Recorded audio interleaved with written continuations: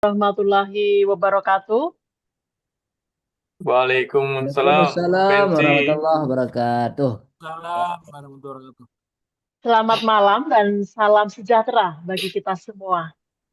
Yang kami hormati Bapak Profesor Dr. Insinyur Erizal Isnanto, STMM MTIP USN Inc., selaku Ketua Program Studi Dr. Sistem Informasi Universitas Diponegoro, sekaligus narasumber pada kegiatan malam hari ini. Yang kami hormati Bapak Akhlis Munazilin selaku Ketua Himpunan Mahasiswa Dr. Sistem Informasi Universitas Diponegoro periode 2026-2027 yang akan menyampaikan sambutan pembuka, serta seluruh mahasiswa, pengurus Himpunan Mahasiswa DSI Undip, dan para peserta yang telah meluangkan waktu untuk bergabung secara daring melalui Zoom Meeting. Puji syukur kita panjatkan kehadirat Tuhan Yang Maha Esa karena atas rahmat dan karunia-Nya kita dapat hadir bersama dalam kegiatan Ngopi Bareng HMDSI Undip edisi pertama dengan tema Sosialisasi Peraturan dan Kebijakan Baru Program Studi Doktor Sistem Informasi Universitas Diponegoro. Kegiatan ini menjadi ruang komunikasi yang hangat dan terbuka bagi mahasiswa untuk memperoleh informasi secara langsung mengenai berbagai peraturan serta kebijakan akademik terbaru di lingkungan program studi Doktor Sistem Informasi Universitas Diponegoro. Melalui forum ini diharapkan seluruh peserta memperoleh pemahaman yang lebih jelas serta memiliki kesempatan untuk menyampaikan pertanyaan dan diskusi secara konstruktif. Agar kegiatan dapat berjalan dengan tertib dan lancar, kami mohon untuk para peserta dapat menonaktifkan mic dan kami akan menyampaikan susunan acara pada malam hari ini. Yang pertama, menyanyikan lagu Kebangsaan Indonesia Raya oleh seluruh peserta yang dilanjutkan dengan Mars Universitas Diponegoro. Kemudian pembacaan doa, sambutan pembuka oleh Bapak Akhlis Munazini selaku Ketua HMDSI Undip periode 2026-2027, pengantar kegiatan dan perkenalan narasumber oleh moderator, penyampaian materi sosialisasi peraturan dan kebijakan baru program studi Dr. Sistem Informasi Universitas Diponegoro oleh Ketua Program Studi, yang dilanjutkan dengan sesi diskusi dan tanya jawab. Kemudian penyampaian rangkuman dan pesan penutup oleh notulis, serta dokumentasi bersama dan informasi pengisian presensi untuk memperoleh e-certificate. Demikian susunan acara yang akan kita ikuti bersama. Untuk mengawali kegiatan pada malam hari ini, marilah kita dengan sikap sempurna untuk menyanyikan lagu Kebangsaan Indonesia Raya yang dilanjutkan dengan Mars Universitas Diponegoro. Kepada petugas dipersilahkan. Ya, ini kan full ada proses, ada itunya, soalnya apa namanya, banyak profesor kan, dosen kan, jadi formal.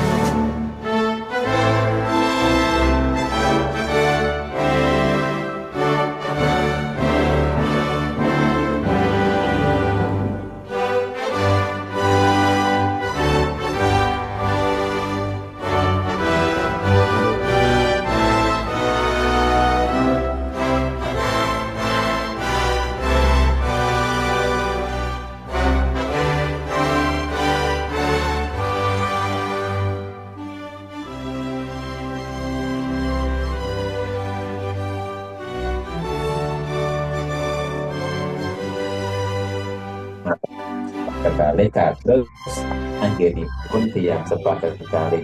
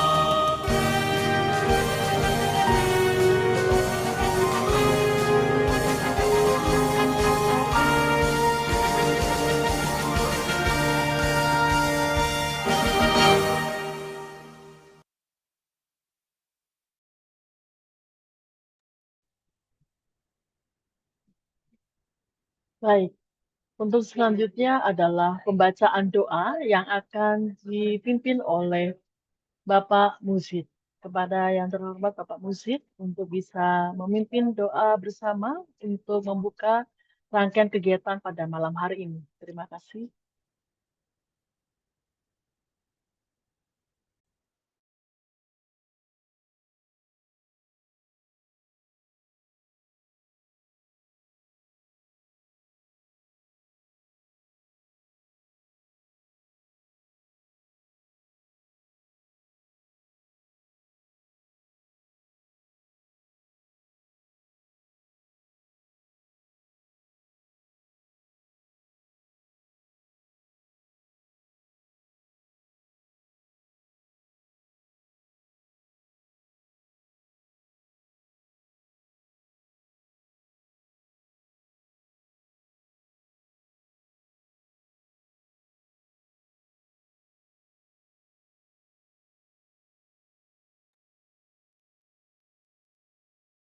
Baik, berhubung beliau berhalangan hadir untuk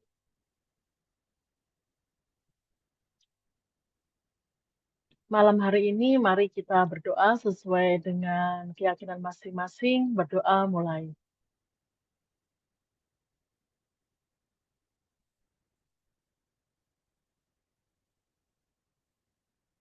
Berdoa selesai.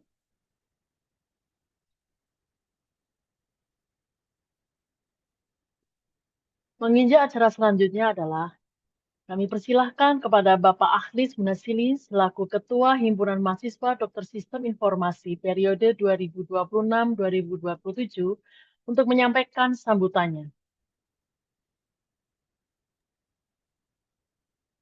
Baik, terima kasih. Assalamualaikum warahmatullahi wabarakatuh. Waalaikumsalam warahmatullahi wabarakatuh. Selamat malam, Bapak Ibu semua hadirin yang kami hormati, Prof. Rizal Isnanto, selaku Kaprodi Doktor Sistem Informasi, dan juga narasumber utama kita pada malam hari ini.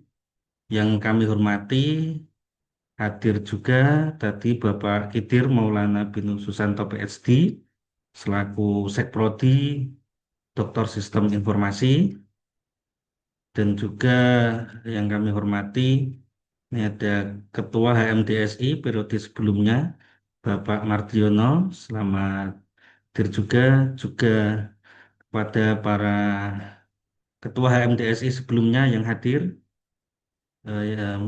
Alhamdulillah ada Mas Bagus juga, terima kasih atas kehadirannya, serta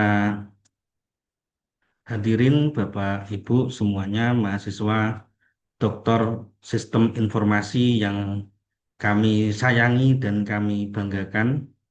Alhamdulillah pada malam hari ini kita semua ditakdir bisa hadir bersama-sama walau via online, via Zoom. Insya Allah tidak mengurangi semangat kita semua, terutama untuk sharing. Jadi ngopi bareng kali ini adalah merupakan tradisi yang sudah turun-temurun dilaksanakan oleh pengurus HMDSI, dan pada kesempatan kali ini di periode kami 2026-2027 kami melaksanakan ngopi bareng HMDSI Undip edisi pertama, dan alhamdulillah kemarin kita sudah diskusi kami dengan Prof. Rizal. eh, Topik kali ini terkait sosialisasi perak dan kebijakan baru Prodi DSI. Tentu akan banyak hal yang akan disampaikan beliau.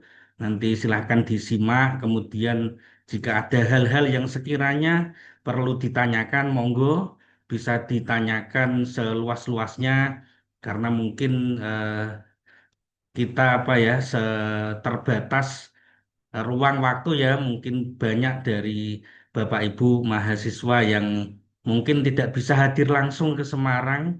Nah, forum ini silahkan digunakan, dimanfaatkan sebaik mungkin. Hadirin Bapak Ibu sekalian, selain menyambut terima kasih yang sebesar-besarnya atas kesediaan Prof. Rizal sebagai narasumber. Saya juga akan sharing sebentar terkait program kerja daripada HMDSI. Izin share screen.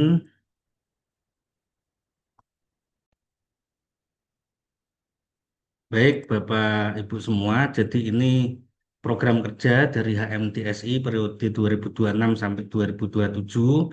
Ini kami sampaikan secara singkat dan insya Allah nanti filenya akan kami share di grup ya. Jadi ini ada kata pengantar seperti itu, pendahuluan, kemudian maksud dan tujuan tentang kami, visi misi, moto organisasi ini tetap kami gunakan. Ini tinggalan dari eh, periode sebelumnya ada moto GAIN ya, progresif, aspiratif, inspiratif, networking is never ending. Ini tetap kita gunakan. Kemudian nilai-nilai utama, the scientific integrity, collaboration, dan innovation.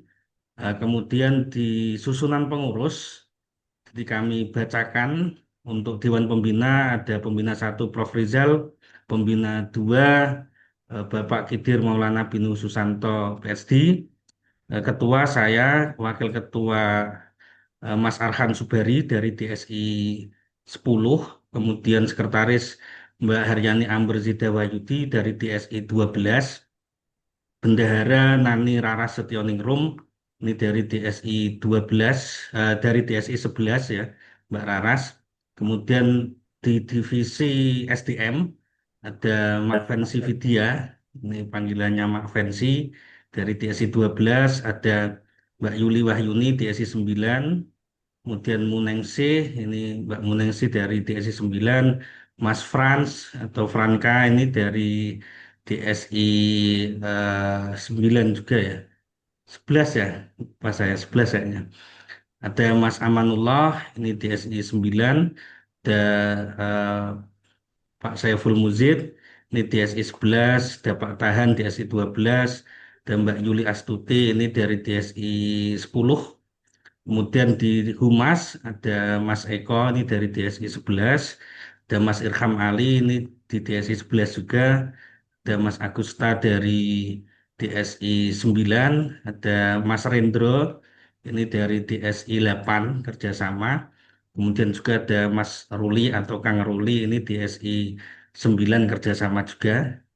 Jadi Alhamdulillah ini eh, kepengurusan sudah terbentuk di HMDSI 2026-2027.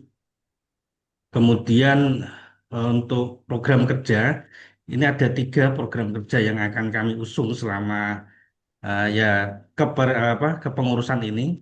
Jadi ada 1 ruang belajar, ruang kolaborasi, dan ruang sejawat. Ruang belajar ini PIC-nya adalah divisi SDM. Jadi di sini nanti eh, ini nanti akan ada 3 grup WhatsApp yang akan kita luncurkan. Jadi ada grup WhatsApp ruang belajar, ruang kolaborasi, dan ruang sejawat. Ini tentu akan kami tawarkan kepada Bapak Ibu mahasiswa. Terserah jenengan yang memang mau ikut silahkan. Kalau tidak juga tidak apa-apa.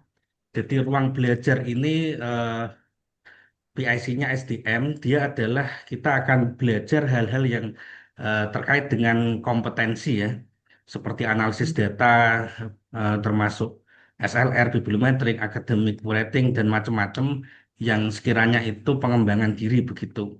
Kemudian di ruang kolaborasi, ini PIC-nya divisi event, jadi di sini kita bisa kolaborasi baik tentang penelitian maupun pengabdian. Utamanya adalah eh, Bapak Ibu yang izin belajar ya, artinya yang bukan tugas belajar, yang izin belajar masih masih apa ya, memiliki tugas BKD seperti itu. Harapan kami di kolaborasi ini nanti masalah BKD itu terselesaikan dengan adanya kolaborasi terkait penelitian pengabdian itu sudah bisa selesai di situ. Nah, ini koordinator event itu ada Mas Aman, dia punya apa pengelola jurnal ya, jurnal baik penelitian maupun pengabdian. Jadi minimal minimal apa terkait apa BKD itu sudah selesai sehingga mahasiswa ini atau panjenengan itu bisa fokus untuk mengerjakan disertasinya begitu loh. Jadi tidak disibukkan dengan mengerjakan tuntutan di PKD begitu. Itu harapan kami di ruang kolaborasi. Kalau yang teman-teman yang tugas belajar yang di luar izin belajar, kalau mau ikut juga monggo, dipersilahkan mungkin untuk nambah portofolio dan semacamnya. Itu PIC-nya langsung dihandle oleh divisi event. Kemudian ada ruang sejawat, ini divisinya dari Humas. Jadi di ruang sejawat ini Humas itu tadi rata-rata adalah ketua komting ya atau ketua kelas tiap angkatan, sehingga di ruang sejawat ini bisa ketika ada aspirasi atau keluhan-keluhan nanti bisa di grup itu langsung. Ya, kalau di periode sebelumnya kita ada namanya healing reflection tiap monef ya setiap semester sekali.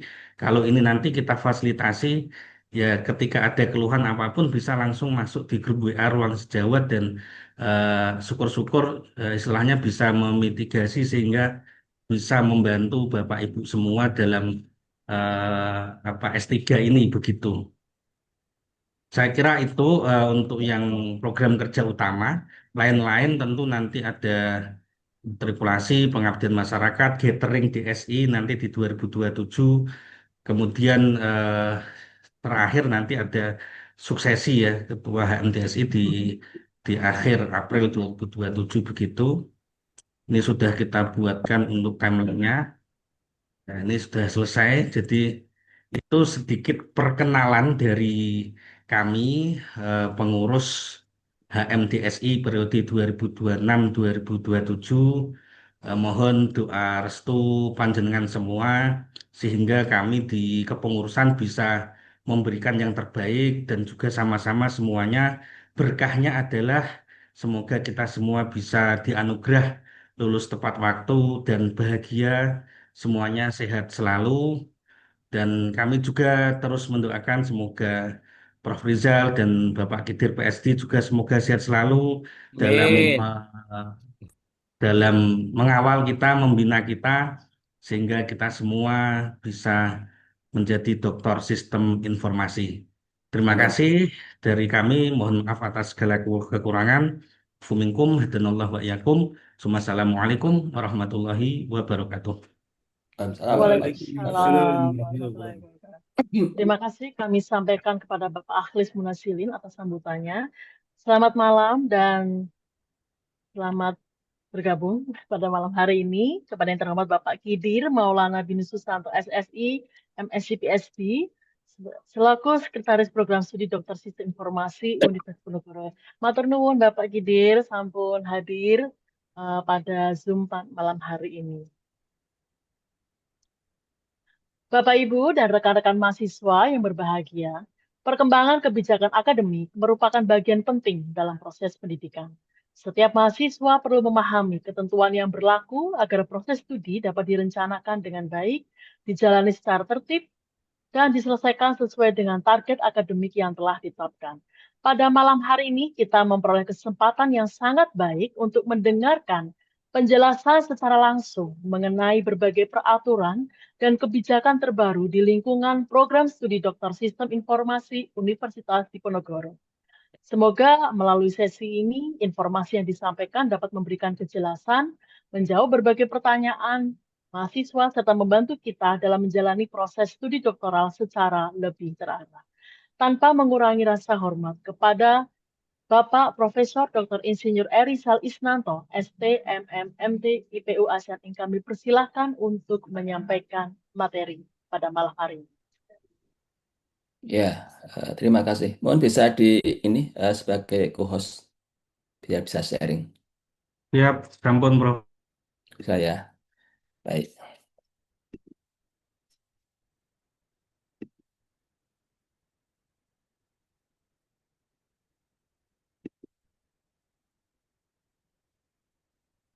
Apakah bisa terlihat tampilan dari saya? Sampun, Prof. Jelas. Ya, baik.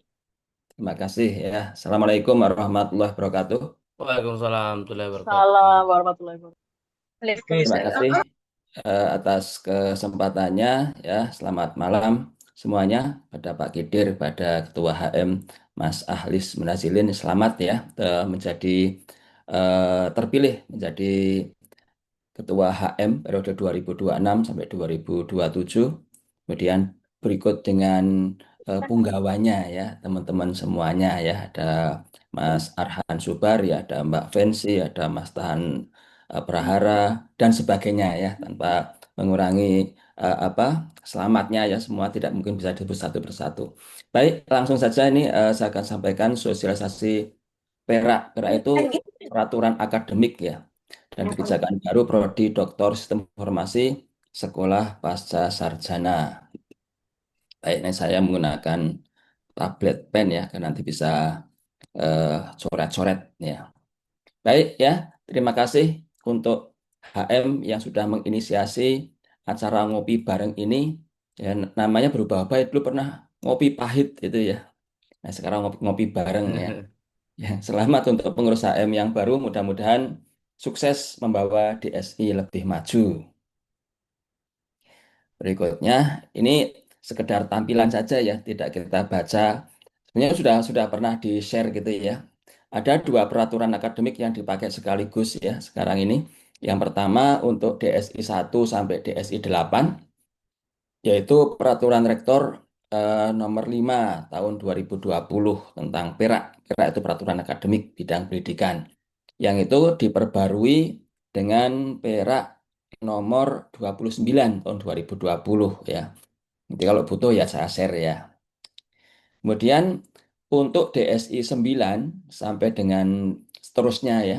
Sekarang sampai 12 ya. Besok ada 2013. DSI 13 ya. Nanti cukup banyak ya. Mudah-mudahan. Kemarin kita sudah ada 6 ya. Tambah nanti hari Senin besok ada wawancara ke 28 sama calon mahasiswa ya. Total nanti 34 ya. Ya, ya artinya kita bersyukur bahwa DSI ini eh, tidak kurang apa ya jumlah mahasiswanya ya. Ya mudah-mudahan kami diberikan kekuatan gitu ya, karena semakin banyak kan semakin banyak masalah juga dan butuh ke kekuatan kesehatan ya. Sementara yang lain sama dalam artian ya ada Kaprodi ya, ada Setprodi, tapi seperti deal ya. Dokter ilmu lingkungan itu ada 3 saja ya, 3 yang daftar untuk yang periode ini. Yang DE dokter energi juga sama 3 ya. Saya lihat jumlahnya itu kan kalau kita luar biasa ya, termasuk yang terbesar di Undip untuk program doktoralnya ini. Baik, kemudian tadi saya sampaikan bahwa ada perak 2024 ini untuk DSI 9, jadi angkatan 2024 ya, Gasal ya. Ini dan seterusnya sampai sekarang ini menggunakan perak nomor 16 tahun 2024. Kemudian nanti juga ini termasuk kemarin ada share ya terkait dengan IKU, indikator kinerja utama. Ini nanti yang akan saya cermati itu di posisi publikasi di jurnal-jurnal yang meragukan itu mohon untuk tidak dilakukan ya. Nanti kita akan coba jelaskan ya. Nah, baik. Ada beberapa kebijakan, sebenarnya bukan kebijakan ya, kita hanya menuliskan dan menyederhanakan ya. Yang dulu agak kaku ya, kita sekarang dibuat agak longgar agar mahasiswa bisa lulus tepat waktu gitu ya. Jadi yang pertama ini adalah terkait persyaratan publikasi untuk SEMHAS, kelayakan, dan ujian terbuka atau ujian disertasi ya. Dulu itu dari SEMHAS eh, kemudian kelayakan dan sensasi itu kan sudah publish ya, sudah publish dan ini membuat proses semhas kelayakan dan disertasi itu dilakukan di waktu yang mepet di akhir ya. Sementara mungkin setahun 2 tahun itu mahasiswa itu fokus mengerjakan sampai dengan publish.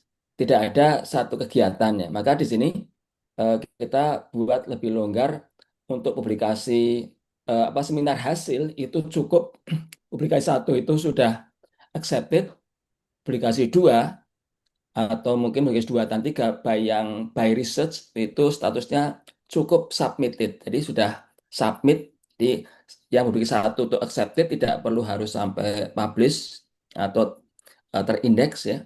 Kemudian publikasi 2 dan 3, 2 itu kalau by course kan hanya satu ya, jurnal internasional bereputasinya. Atau yang publikasi 2 dan 3 karena by research ada 2, itu cukup submitted. Kemudian untuk kelayakan itu nanti meningkat ya. Jadi 2 publikasi by course, 3 publikasi by research itu statusnya publish. Checkingnya itu di Simago JR, Journal in Country Rank ya. Kemudian ada HKI atau satu buku ber ISBN, skor TOEFL. Ini banyak di apa menjadi syarat untuk kelayakan ya. Kemudian sudah lulus semua mata kuliah selain kelayakan dan ujian stasi. Kemudian nanti untuk ujian stasi itu nanti perbedaannya apa dengan kelayakan itu sudah terindeks ya, Scopus ya. Maka ini ada perubahan ya dulu ya. Sekarang sudah nggak ada di peraturan akademik ya bahwa antara kelayakan sampai dengan disertasi ujian terbuka itu dulu kan apa maksimal 2 bulan ya, maksimal 2 bulan. Nah, itu sulit untuk bisa dilakukan ya. Maka sekarang ini jaraknya nggak ada. Yang 2 bulan itu adalah proses revisi mendapatkan tanda tangan dari 6 atau 7 dosen penguji kelayakan. Nah, kemudian nanti baru daftarkan, nah, sampai dengan nanti ujian terbukanya itu em, apa namanya tergantung dari tanda tangan dari penguji dan juga proses indexingnya itu ya. Ya, mengapa ini apa namanya targetnya berubah-ubah ya? Sebenarnya bukan berubah ya, artinya dulu itu terindeks Scopus ya, semuanya itu. Tapi kan mahasiswa merasa berat ya, karena tidak ada perbedaan antara semhas, kelayakan maupun sidang stasi. Maka ini kita jadikan dia gradual ya, gradual. Submitted, kemudian publish, kemudian terindeks Scopus. Ini lebih lebih fair ya menurut kami ya. Kemudian publikasi 1 bisa dilihat dari Proceedings International Index Scopus ini untuk yang 2024 ya atau DSI 9 dulu kan tidak bisa, sekarang sudah bisa terakomodasi. Bisa juga menggunakan jurnal minimal Sinta 3. Nah, kemudian ini ada tambahan ya. Beberapa dosen apa namanya pembimbing dulu ada yang memperbolehkan SLR, ada yang tidak gitu ya. Ya SLR untuk latihan saja gitu ya. Nah, kita sekarang akomodasi buat SLR itu bisa dipakai tetapi untuk publikasi 1. Mengapa SLR itu publikasi 1? Karena publikasi 1 kalau lihat di kurikulum itu 1 semester dengan proposal atau selisih 1 gitu ya. Nah, yang 1 itu di semester 2, yang 1 semester 3 ya. Cek nanti di kurikulum itu sehingga dimungkinkan saat menulis paper itu belum ada hasilnya. Maka kita akomodasi boleh menggunakan SLR. Namun untuk persyaratan di seminar hasil, kemudian nanti di apa di kelayakan dan seterusnya itu harus ada yang memuat hasilnya ya yaitu maka di publikasi 2 dan 3 itu kan di semester yang dia bersesuaian dengan semhas dan kelayakan maka harusnya kalau sesuai dengan semhas maka harus ada hasilnya publikasi itu sehingga di apa di publikasi 2 maupun 3 itu harus sudah memuat artikel dengan hasil penelitian ya atau discussion result ya dan sebagainya. Kemudian berikutnya ini terkait dengan nilai begitu ya. Ini nilai aplikasi yang berlaku untuk mahasiswa yang menggunakan kurikulum 2020. Ini memang ada sedikit perbedaan karena di 2024 itu sudah ada nilai tengah ya, nilai tengah. Hanya memang ini ada selisih ya, selisih. Untuk nilainya sama ya, 93, 91, 86, 81 ya untuk yang publikasi 1 kurikulum 2020. Nah, untuk yang 2024 ini karena ada perubahan skema penilaian ya, maka yang 1 itu ada AB. Kemudian untuk yang di bawah Sinta 3 itu tidak dinilai, artinya setelah 4, 5, 6 itu enggak ya. Itu minimal minimal Sinta 3. Jadi ini bisa juga nanti mahasiswa merancang kira-kira kalau pengen IP 4 tuh saya nanti jurnalnya yang seperti apa, seperti itu ya. Ya minimal misalkan kalau tugas satu ya nanti eh, Q1 sampai Q4 tuh boleh ya, jurnal internasional semuanya A gitu ya. Nah, itu kalau kalau pengen aman kalau A itu ya kalau dia jurnal internasional itu pasti A-nya gitu ya untuk publikasi satu. Kemudian untuk publikasi satu menggunakan luaran proceeding seminar atau conference international Next Scopus itu juga nilainya A.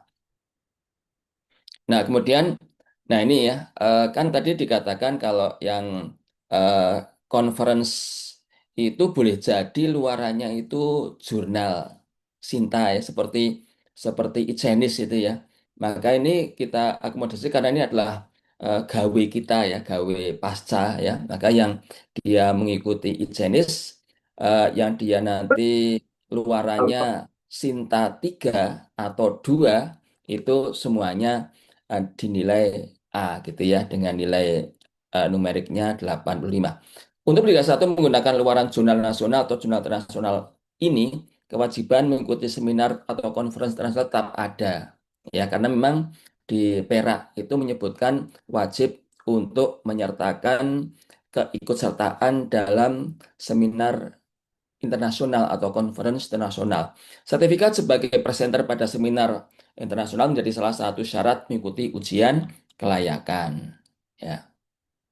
Baik, kemudian ini untuk nilai eh sebetulnya kan kita mudah ya dalam artian kalau publikasi itu yang penting accepted. Masalahnya kalau dia itu seminar itu kan proceeding. Proceeding tidak selalu terindeks kan gitu ya. Maka ini kita akomodasi yang penting kalau dia itu proceeding itu pernah ya secara pengalaman itu pernah terindeks Scopus atau yang kedua itu ada janji ya itu dia tertera gitu ya tertera di web gitu ya kalau dia itu akan diindeks Scopus nah itu LOA-nya meskipun nanti belum terindeks Scopus bisa digunakan untuk menilai publikasi satu gitu ya. Dan ini nanti otomatis A gitu ya. Harapannya nanti ya betul-betul indeks Scopus ya. Karena kan beda dengan Simago JR. Karena apa? Yang namanya conference tidak selalu ada di Simago JR. Ya gitu ya. Itu perbedaannya sehingga nanti mau dipahami nanti kalau yang dia menggunakan proceeding agar nanti bisa dinilai kalau dia belum pernah punya track record terindeks Scopus maka ya menunggu gitu ya menunggu sampai dengan terindeks Scopus tapi kalau yang sudah maka cukup dengan eh, riwayat conference bahwa paper pada conference sebelumnya telah terindeks Scopus nanti bisa dilihat di web kemudian screenshot kirimkan pada kami ya lewat Mbak Emil atau lewat email yang sudah disediakan oleh DSI.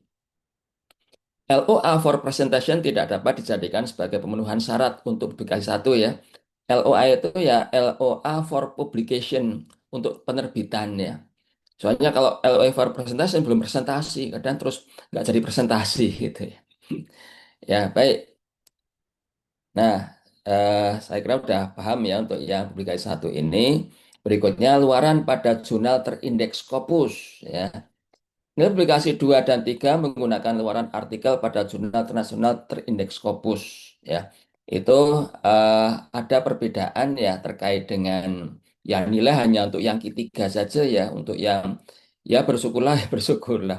Untuk yang dari 1 sampai dengan 8 ini tidak ada nilai tengahan ya sehingga ditarik ke atas ya sehingga A gitu. Tapi untuk yang DSI 9 itu nanti ketiga itu AB. Kemudian yang Q4 sama ya 78.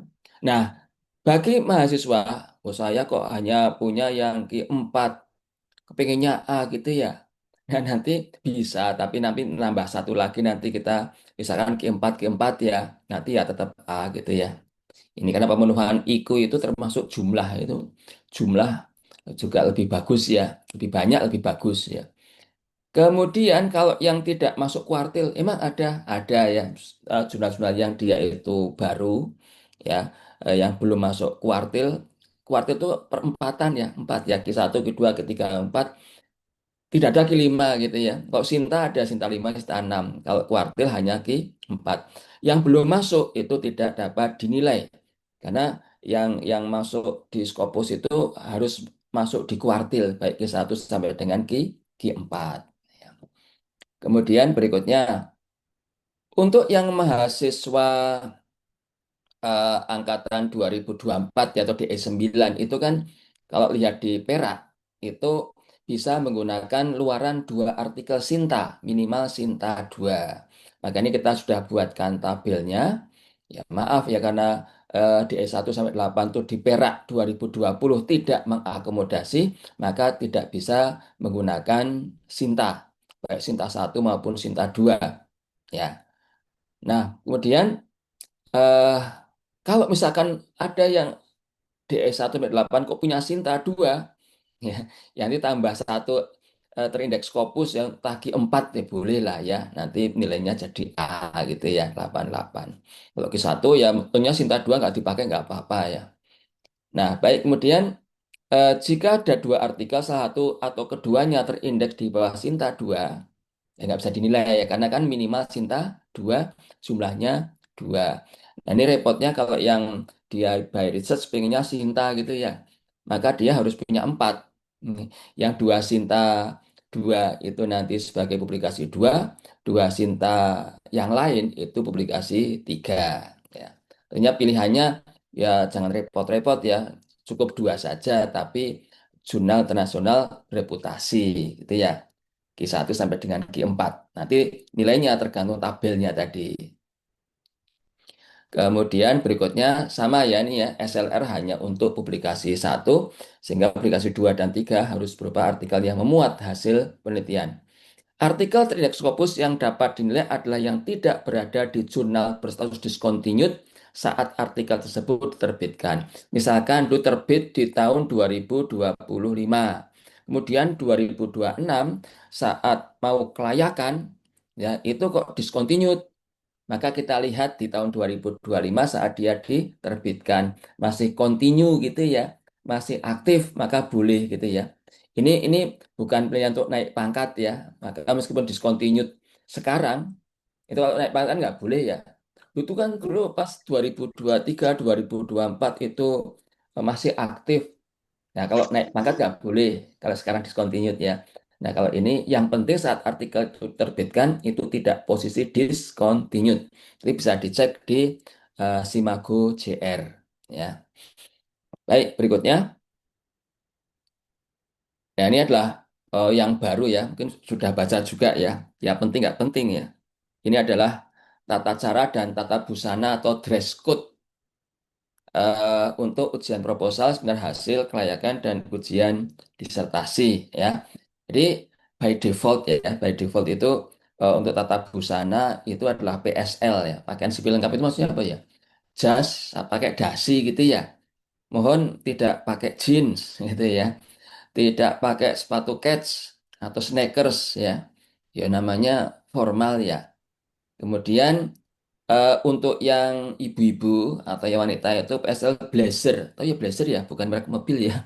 Blazer warna gelap, celana atau rok hitam dan sepatu formal. Saya kira udah paham ya ini ya.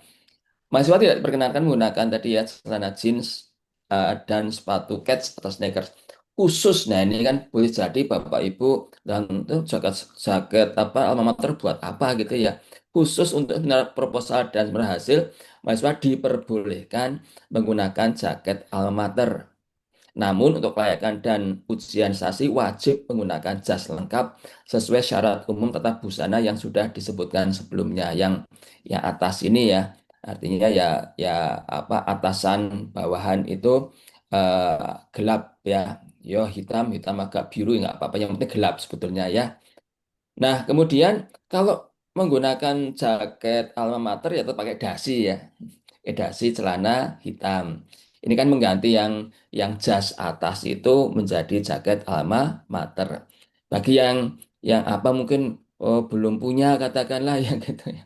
Tapi jasnya sudah punya, nah, maka nanti untuk sempro dan semhas itu boleh ya silakan menggunakan jaket alma mater. Kemudian ini ya penting ya reminder pelaksanaan ujian. ya apa namanya kadang dari admin ya itu lupa mengingatkan ya. Kadang dosen itu ya kadang ya sibuk, ada yang sok sibuk gitu ya, lupa gitu ya. Maka perlu mahasiswa itu mereminder, mengingatkan kembali terkait jadwal sempro, semhas, kelayakan ya, dan sebagainya itu jam 5 sampai jam 6 dini hari. Ini nggak masalah ya. Itu eh, masih pagi ya, nggak apa, justru mengingatkan siapa tuh jam 8, jam 9. Kalau diingatkan jam setengah 9 malah repot ya. Ya, ini mohon nanti mahasiswa aktif ya untuk memberikan reminder tentang pelaksanaan ujian bagi para tim penguji. Kemudian tata cara presentasi dan tanya jawab. Paparan presentasi dan sesi tanya jawab dilakukan dengan posisi berdiri. By default itu berdiri. Itu Bapak Ibu bisa cek dimanapun kalau ujian ya berdiri gitu ya. Maka biasa ada langsung duduk ini, Mas saya minta untuk berdiri ya karena memang defaultnya berdiri. Ketentuan ini dapat dikecualikan bila mahasiswa sedang dalam kondisi sakit atau alasan lain dengan meminta izin pada ketua tim penguji terlebih dahulu atau memang diminta oleh ketua tim penguji untuk duduk.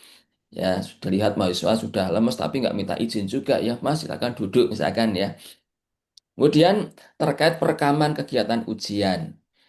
Ya, ini jangan di video gitu ya, artinya ya. Bila mahasiswa atau pihak lain ingin melakukan perekaman selama pelaksanaan ujian, maka harus memperoleh persetujuan dari ketua tim penguji. Ini pengecualian itu di sidang disertasi. Disertasi itu kan sedang terbuka itu maksudnya ya. Itu saat ujian yang tak jawab itu tidak boleh di video. Tapi nanti setelah sesi pengumuman, sambutan, maksudnya setelah jeda ya penguji itu apa masuk kembali ke ruang untuk diskusi pengumuman sebelum pengumuman ya. Setelah itu boleh untuk direkam ya. Saya kira ini dapat dipahami ya. Baik, kemudian berikutnya, nah, tata cara penyerahan dokumen, ujian proposal, seminar hasil kelayakan dan ujian disertasi.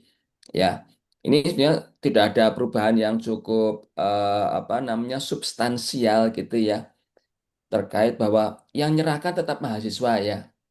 Jadi kok nggak admin gitu ya? Ah, kalau Bapak Ibu lihat ya admin kita hanya dua gitu ya. Kadang yang namanya ujian sehari bisa 2 kali, 3 kali gitu ya.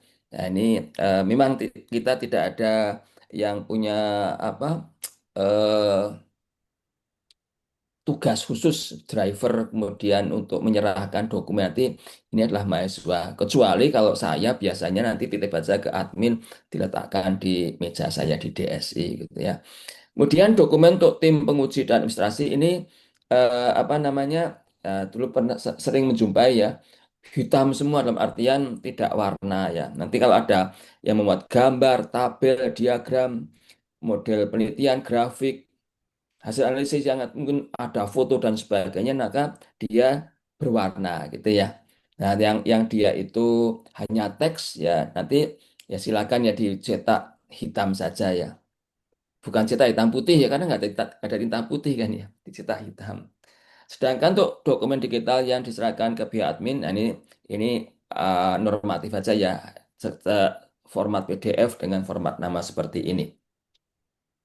Kemudian berikutnya kelengkapan isi dokumen, saya kira ini sudah normatif ya. Intinya bahwa di sini nanti Bapak Ibu gunakan template tulisan disertasi yang berlaku, maksudnya pedoman tulisan proposal dan disertasi yang sudah dibuat ya. Tolong bisa diikuti itu. Kemudian batas waktu penyerahan itu adalah paling lambat 3 hari sebelum jadwal pelaksanaan ujian ya. Kalau misalkan 3 hari baru diberikan jadwalnya, sementara belum bisa menyerahkan, maka tolong bisa diserahkan dalam format digital dulu kepada dosen. Karena beberapa dosen itu meminta untuk diberikan beberapa hari sebelumnya, terutama untuk kelayakan ya itu bagi dosen penguji eksternal itu ya. Memang beliau itu diberikan kewenangan untuk bertanya paling banyak gitu ya. Sehingga bacanya detail gitu ya, cuma sehari 2 hari nggak cukup ya. Kemudian validasi dan tanggung jawab mahasiswa itu bahwa mahasiswa bertanggung jawab penuh terhadap kelengkapan, kebenaran, dan kesesuaian dokumen yang diserahkan. Sekarang ini eh, normatif ya, dapat dipahami. Nah, kemudian ini ya terkait dengan adanya peraturan baru dari Dikti terkait dengan IKU tadi ya, indikator kinerja utama untuk pendidikan tinggi. Itu ada jurnal-jurnal yang di apa ya, ditengarai itu jurnal predator. Predator itu apa ya? Jurnal yang nyari duit di atas satu penerbitan itu bisa 200 artikel. Bayarnya 24 juta, bahkan 30 juta gitu ya. Maka ini diindikasikan dia jurnal yang tidak sehat. Maka disarankan untuk dihindari. Jurnal apa itu? Itu ada MDPI, ada Frontiers, dan Hindawi. Hindawi dari India kayaknya ya. Ya. Nah, itu siap-siap. Jadi kalau yang sudah terlanjur, ya sudah. Itu mudah-mudahan nanti nggak ada aturan yang apa segera ya. Kadang aturan itu tiba-tiba muncul gitu ya. Sudah nggak boleh dipakai. Makanya di di WA grup saya sudah wanti-wanti agar tidak mengirimkan di penerbit tiga ini, MDPI, Frontiers maupun Hindawi Publisher. Ya, ini sudah saya eh, share ya di grup beberapa waktu yang lalu. Cek lu backup nih ya. Untuk Prodi DSI mendorong mahasiswa Ini lu catat nih. Lu gimana harus nih, catat ini nih. Mas Franka? Data Halo, bisa? Ya, oke. Untuk Prodi DSI mendorong mahasiswa untuk tidak submit ketika publish di atas. Untuk yang sudah terlanjur jangan khawatir terus diproses dan dinilai gitu ya. Ya harapannya tidak ada peraturan yang kemudian dibatalkan itu ya. Kalau kami nggak tega lah ya seperti itu ya. Lanjut tapi yang belum submit ya tolong hindari untuk tiga publisher ini. Ya ini ya logo-logonya seperti ini ya. Terkait Frontiers, MDPI dan Hindawi. Nah sekarang terkait Mas Studi ya. Ini baru beberapa hari yang lalu itu ada dua, artinya ada tiga mahasiswa ya, yang pengen lulus nggak sampai 2,5 tahun, ya luar biasa gitu ya, beberapa mahasiswa. Nah ini kita lihat di Perak sudah ada aturannya bahwa yang namanya masa studi itu paling singkat 5 semester. Nah, kalau 2 tahun ya berarti belum ya. Nah ini sebetulnya mengapa sih kok 2 tahun kok nggak boleh ya, 2 tahun 2 bulan kok nggak boleh misalkan ya. Ini terkait kepatutan ya. Kepatutan itu apa? Kurikulum yang dibuat untuk program doktoral itu adalah 6 semester ya, sesuai dengan yang pasal 15 ayat 1 ini. Artinya apa? Kalau misalkan dia itu dilakukan dalam waktu 5 semester ya, atau mungkin kurang gitu ya, maka ini ya buat saja yang 5 semester, toh itu bisa dilakukan selama 5 semester. Sehingga kalau kurang daripada itu yang dikatakan tidak patut. Harusnya kurikulumnya jangan mengatakan 6, karena banyak yang dia bisa menempuh dalam waktu kurang daripada itu. Ingat ya, apa ini dulu yang di UI itu kan ya, itu Bapak Bahlil ya, itu kan dipermasalahkan yang pertama kali justru masa studinya yang sangat cepat, 2 tahun. Dipermasalahkan ya. Nah, kemudian yang kedua terkait dengan Nina. Nina itu nomor induk ijazah nasional ini ya, itu kemungkinan tidak bisa diterbitkan untuk mahasiswa yang lulus dalam waktu yang sangat singkat, gitu ya. Maka Undip sudah apa namanya berkoordinasi ya. Kalau dia itu 5 semester masih bisa diterbitkan ninanya. Nah, khawatirnya gini ya, sudah punya ijazah tapi tidak terindeks, buat apa ya? Tidak ada di basis datanya Dikti, nggak punya Nina, maka nanti khawatir ini tidak bisa diakui ya. Baik, kemudian ini ya, bagi mahasiswa yang dia itu eh, apa namanya mau 5 semester itu ada luaran tambahannya. Nah, ada di sini ya, luaran tambahan publikasi dari yang disyaratkan Jurnal Nasional Terkait Sinta 2, kemudian mengikuti kegiatan ilmiah sekurang-kurangnya skala nasional. Misalkan jadi partisipan di seminar nasional, partisipan di seminar internasional, partisipan saja ya, bukan sebagai presenter ya. Atau ada workshop apa namanya ya, terkait jurnal-jurnal ilmiah, kiat-kiat sukses apa terbit di jurnal bereputasi, yang itu skalanya nasional. Misalkan apa yang diselenggarakan oleh ITB kemudian diumumkan ke mana secara nasional misalkan ya, silakan ya.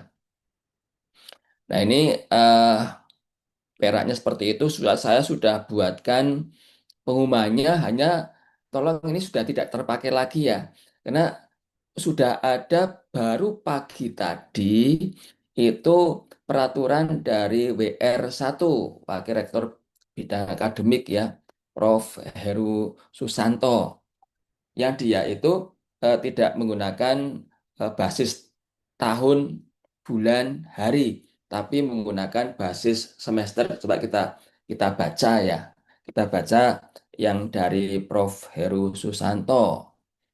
Ini ya sudah tidak dipakai lagi ya. Nah ini ya, ini yang terbaru yang sudah di-share ya tadi tadi pagi ya. Jadi kalau kita itu masuk di posisi program doktor ya, program doktor.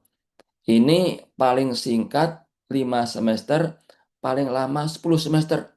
Nah, jadi sebetulnya Bapak Ibu ini khusus yang angkatan 2024 ya, DSI 9 itu maksimum 5 tahun atau 10 semester. Loh, kok berubah ya? Dulu kalau yang DSI 1 sampai dengan 8 itu masih skema 7 tahun ya, atau 14 semester. Nah, ini diperbaiki. Di Perak itu menyebutkan 5 semester, 5 tahun atau 10 semester ya. Cuma ada tambahan, nanti bisa dicek di Perak itu bisa diperpanjang 2 semester asalkan sudah melaksanakan seminar hasil. Sehingga secara prinsip sebetulnya untuk mahasiswa DSI angkatan 9 ke sini, 9, 10, 11, 12, itu maksudnya adalah 6 tahun ya. Tapi ingat ya, pas tahun kelima itu harus sudah posisi seminar hasil. Gitu ya. Saya dapat dipahami ya. Nah, sehingga ini dapat dilihat bahwa masa studi itu paling singkat 5 semester, tidak mengatakan 2 tahun 6 bulan. Bedanya apa ya? Karena kita mulai misalkan kuliah ya, itu bisa tanggal 9 Agustus. Ini untuk kasus yang 2024 ya. Kemudian nanti bisa lulus di 2 Januari. Ini 2024, ini 2027 gitu sih ya. Nah, ini itu belum 2 tahun 6 bulan 0 hari. Tapi sudah 5 semester. Nah, ini secara aturan yang dikeluarkan oleh WR1, ini kan menggunakan kata 5 semester ya.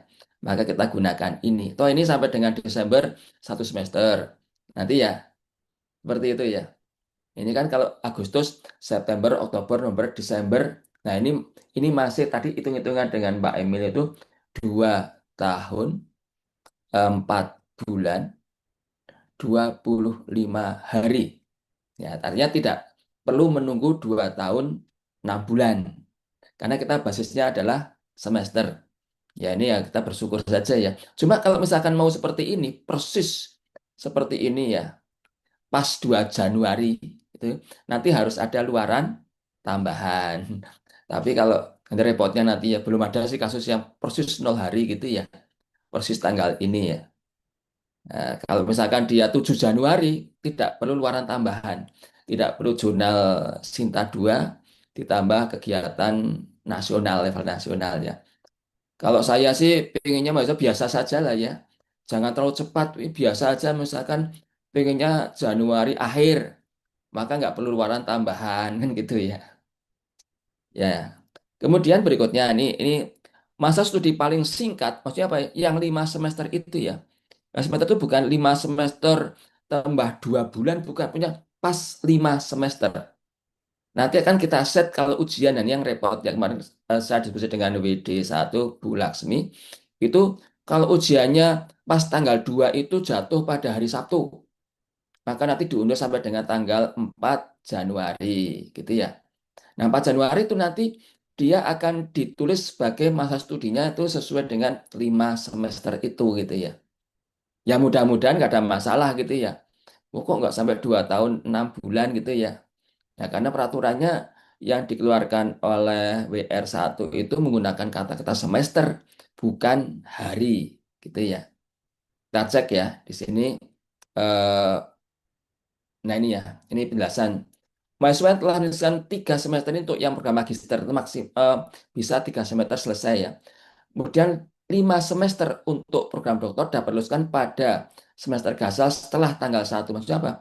Berarti tanggal 2, 1 Januari kan libur gitu ya. Atau semester genap setelah tanggal 30 Juni, berarti tanggal berapa? Tanggal 1 Juli. Karena kita menggunakan paruh waktu tahun ya, itu dari 2 Januari sampai dengan 30 Juni itu untuk semester genap. Kemudian 1 Juli sampai dengan 31 Desember itu untuk semester gasal. Gitu ya. Maka nggak bisa tanggal 1 karena 1 nggak ada di sini kan hari libur ya, nggak mungkin ya ujian di hari libur. Begitu ya. Nah, Bapak Ibu yang terdaftar di semester genap ya, yang daftarnya mungkin mulai kuliahnya Februari, maka bisa ujian tanggal 1 Juli 2,5 tahun berikutnya gitu ya. Sebagai implementasi ketentuan bla bla bla ini, Direktorat Akademik ini digawangi oleh Profesor Siswo Sumardiono gitu ya, akan melakukan verifikasi publikasi melalui mekanisme yang akan kami informasikan kemudian. Artinya apa Bapak Ibu? Nanti ini belum ada aturannya ya. Yang akan memverifikasi artikel masuk ke jurnal transfer bereputasi atau Sinta 2 atau 3 itu nanti adalah Direktorat Akademik, bukan lagi prodi. Ya, kami berharap mudah-mudahan ini tidak membuat proses menjadi lama karena mereka numpuk di atas tuh ngecek publikasi macam-macam. Sama ini kan kalau publikasi dari Pak Ibu kami sendiri yang melakukan verifikasi gitu ya. Ini belum ada aturannya, tapi sudah dikatakan akan ada aturannya. Kata-katanya apa? Yang akan kami informasikan kemudian. Kemudian berikutnya, nah ini ya syarat TOEFL ya, tadi ya saya tambahkan aja nih. Ini saya kira kami tidak perlu membuat suatu aturan khusus untuk prodi ya, karena ini sudah sangat jelas ya. Ya kita bersyukur ya dulu beberapa tahun yang lalu tuh TOEFL-nya itu 500 ya. Nah, terus waktu itu berapa tahun yang lalu itu ada yang dia ikut 6 kali, nggak pernah sampai ya sampai 497, nggak bisa juga ya kemudian diturunkan itu ya. Sekarang kalau masa program doktor itu cukup 475. Ini dari SEU. SEU itu Service English Unit yang ada di FIB Fakultas Ilmu Budaya Undip ya. Nah, itu katanya sulit itu ya. Makanya angkanya itu kecil-kecil ya. Memang beberapa teman itu ada yang dua kali, 3 kali, bahkan lebih ya. Hanya untuk mendapatkan angka ini ya, 475. Bapak Ibu jika tidak mau gitu ya, boleh menggunakan alternatifnya. Alternatif hanya ada di sini ya. Selain daripada di sini, itu tidak diakui. Nanti akan diverifikasi eh, oleh FIB ya, ada badan khusus itu ya, verifikasi TOEFL yang bukan dari SEU, dari British Council, IDP Education, Cambridge Assessment English, Education Testing Service, Indonesia International Education Foundation. Ini aja 1, 2, 3, 4, 5 gitu ya, itu yang diakui ya. Kalau IELTS itu kan standar ya, standar. Tapi terkait dengan TOEFL yang 45 itu dari SEU gitu ya. Ya, baik. Sertifikat kompetensi internasional kemampuan bahasa Inggris dari British Council bla bla bla dapat digunakan bla bla ya nih ya. Kayak jarang ya. Angkanya 350. Kemudian berikutnya, mahasiswa yang akan melaksanakan ujian tugas akhir, maksudnya kalau mahasiswa ya yang akan kelayakan ya, wajib mengunggah sertifikat kemampuan bahasa Inggris di Siap dengan menu dokumen mahasiswa. Sekarang ini sudah diberlakukan beberapa semester yang lalu ya, tahun ini ya sudah dilakukan sehingga ini sudah nggak masalah, sudah berlangsung. Nah, ya ini ya hanya promosi saja ya bahwa besok itu saya menjadi narasumber di acara Curah Pikir di Undip Profesor Talk ya. Ini acara rutin Dewan Profesor Senat Akademik ya. Itu jam jam 13 sampai 15.30 ya.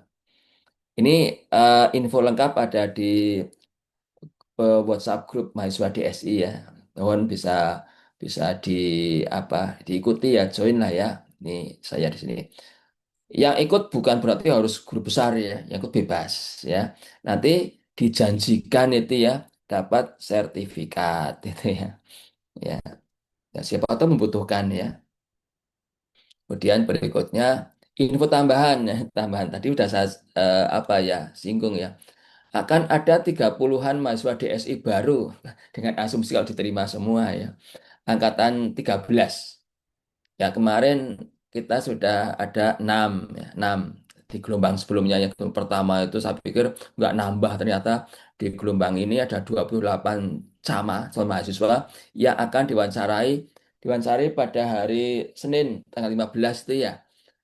Saya dan Pak Kidir berbagi 14-14 ya. Ya ini artinya banyak ya, semakin banyak pesaing Bapak Ibu semua, tapi semakin banyak teman gitu ya. Jadilah teman gitu ya, jangan jadikan mereka sebagai pesaing, saling bantu gitu ya. Nah ini ibaratnya ngantong ya, ngantong itu apa ya? Ngantong itu eh, masuknya ke bolongannya kecil, tapi di bawahnya itu banyak sekali gitu ya. Sehingga kadang kalau kalau banyak yang masuk sulit sulit keluar gitu ya. Harapannya kalau DSI tidak gitu ya. Jangan sampai mudah masuk sulit keluar. Ya. Kemudian berikutnya bahwa yang info-info yang tadi kami umumkan ke mahasiswa ya, itu mohon kalau pas ngobrol dengan promotor-promotor juga di apa namanya di di di sharing juga ya. Biar apa? Biar kita satu frekuensi ya antara prodi, mahasiswa dan pembimbing. Ya, dengan adanya aturan-aturan yang ada itu, nanti harapannya bahwa pembimbing itu tidak lagi ada ya, mungkin masih ada ya. Kamu harus Q1, misalkan harus Q2. Kamu publikasi setiap bab harus satu, padahal babnya 5 gitu kan, repot itu ya. Maka kalau melihat aturan-aturan yang kita berikan, berikut mungkin dengan peraknya, itu nanti semua satu frekuensi ya. Ya mohon maklum itu ya. Banyak profesor yang mungkin ya nggak pernah baca perak gitu ya. Mungkin bisa nanti Bapak Ibu yang dekat itu sambil diskusi membahas perak gitu ya. Sehingga apa? Oh ternyata boleh ketiga tuh misalkan gitu ya. Oh ya boleh. Nah, ketiga misalkan sudah bisa dapat A atau mungkin AB gitu ya. Bapak Ibu tidak punya target yang muluk-muluk katakanlah, tapi pinginnya cepat lulus gitu ya, daripada IP-nya 4 tapi lulusnya 6 tahun katakanlah, mendingan 3,9 tapi lulusnya 3 tahun kan gitu ya. Nah harapannya memang bahwa kita semua bisa lulus tepat waktu, full, senyum seperti tagline-nya fakultas Asal Sarjana ya. Baik, itu yang dapat kami sampaikan ya. Terima kasih. Mudah-mudahan bermanfaat. Saya kembalikan lagi pada moderator Mbak Fancy ya. Terima kasih. Monggo kembalikan lagi. Baik, terima kasih kepada Prof. Rizal yang telah menyampaikan pemaparan materi pada malam hari ini dengan sangat jelas, informatif, dan bermanfaat bagi seluruh mahasiswa DSI Undip. Baik, Bapak Ibu dan rekan-rekan mahasiswa, mari kita masuk pada sesi diskusi dan tanya jawab dengan pengelola program studi DSI Undip yang pada malam hari ini ada Prof. Rizal dan juga ada Bapak Judi PSD. Bagi peserta yang ingin menyampaikan pertanyaan, silahkan dapat menggunakan fitur raise hand atau menuliskan pertanyaan melalui kolom chat pada Zoom meeting. Peserta yang memperoleh kesempatan untuk bertanya dipersilahkan menyebutkan nama dan angkatan DSI terlebih dahulu, kemudian menyampaikan pertanyaan secara singkat dan jelas. Baik, kami persilahkan kepada para seluruh peserta yang bergabung pada Zoom malam hari ini.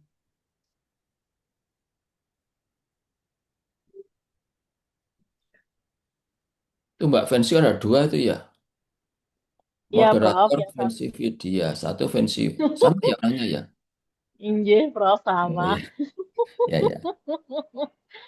Oke, baik Prof. Ini sudah ada penanya pertama, Bapak Sumira Atundaki yang telah menggunakan fitur raise hand.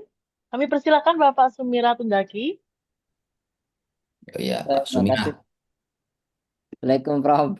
Salam. Pak Waalaikumsalam. Ketua, eh, Pak Ketua kita dan teman-teman sekalian. Jadi saya ingin bukan bertanya, cuma kami harapkan kami yang by riset ini kan jarang ke kampus, Prof. Jadi sementara banyak kegiatan yang dilakukan oleh teman-teman ya, seperti Pak Ketua, termasuk dari ketua sebelumnya terkait dengan mungkin seperti pembuatan publikasi dan sebagainya, sehingga itu kan biasanya dilakukan di ruangan dan kita hanya dapat informasi saja. Sementara kita tidak bisa ikuti gitu karena kan jauh. Nah, kalau bisa ke depannya ya mungkin ada link yang dibuatkan supaya kita bisa ikuti secara daring gitu. Nah, ya kita bisa ikuti, kemudian kita juga bisa bertambah wawasan terkait dengan kegiatan-kegiatan yang dilakukan oleh teman-teman di oleh tim yang ada di kampus ya. Biasanya kan ada setiap hari Jumat ya, setiap Jumat ada kegiatan untuk pembuatan atau menulis jurnal dan sebagainya kampus. Nah, mungkin itu bisa ada link yang pakai Zoom atau apa yang kan juga di di sudah disiapkan juga ya fasilitas untuk yang free ya oleh kampus ya, pakai Teams dan sebagainya. Mungkin itu bisa diberikan kita untuk mengikuti yang kegiatan kayak seperti itu supaya ilmu kita juga bertambah yang by riset ya Pak Ketua. Terima kasih. Assalamualaikum warahmatullahi wabarakatuh. Salam Waalaikumsalam. warahmatullahi wabarakatuh. Monggo Mas Ahlis diakomodasi ya. Monggo Mas Nggih, Ahlis jawabannya. Ini Mas nggih. Ahlis pertanyaannya nih. Kegiatannya nanti banyak meskipun itu nanti yang inisiasi prodi, biasa kita juga minta ke HM untuk bisa membantu ya terkait biasanya ini pelaksanaannya ya. Apa pesertanya gitu ya, tolong nanti yang banyak nanti diundang teman-teman kan gitu ya, nanti HM yang banyak terlibat. Monggo Mas Alis. Ya. Nggih, izin Prof. Terima kasih. Pak Sumira, apa kabar? Sehat nggih? Alhamdulillah, lama tidak jumpa ini. Oke, jadi untuk yang Free Day Research Day, ini ada Bapak Kidir juga ini selaku koordinator Free Day Research Day. Itu biasanya ada online-nya itu memang. Ada online-nya juga ada rekamannya gitu. Terus terkait untuk usulan kegiatan nanti insya Allah di HM tadi di ruang belajar itu juga nanti kita adakan. Ya nanti dari kita oleh kita untuk kita nanti yang bisa jadi narasumber termasuk Bapak Ibu semua mahasiswa yang mungkin ada yang ingin berbagi, monggo nanti bisa menghubungi saya untuk dibuatkan kegiatan seperti ini jadi bisa sharing-sharing. Oke, matur nuwun, Prof. Izin. Iya, oke, terima kasih. Begitu ya Pak Sumirah ya. Jadi selalu update saja informasi yang ada di grup mahasiswa DSI. Kita Oke, Prof. juga selalu update ya. Itu nanti Siap, Prof. Siap. entah nanti dari Mas Ahlis, teman-teman HM ataupun dari Prodi. Ya terima kasih masukannya Oke. Pak Sumirah. Monggo Bu Baik. Moderator. Baik, terima kasih Prof. dan Pak Sumira. Untuk selanjutnya tadi ada peserta yang raise hand kedua itu Bapak John Hiskia dari DSI 12. Apakah Pak John jadi bertanya?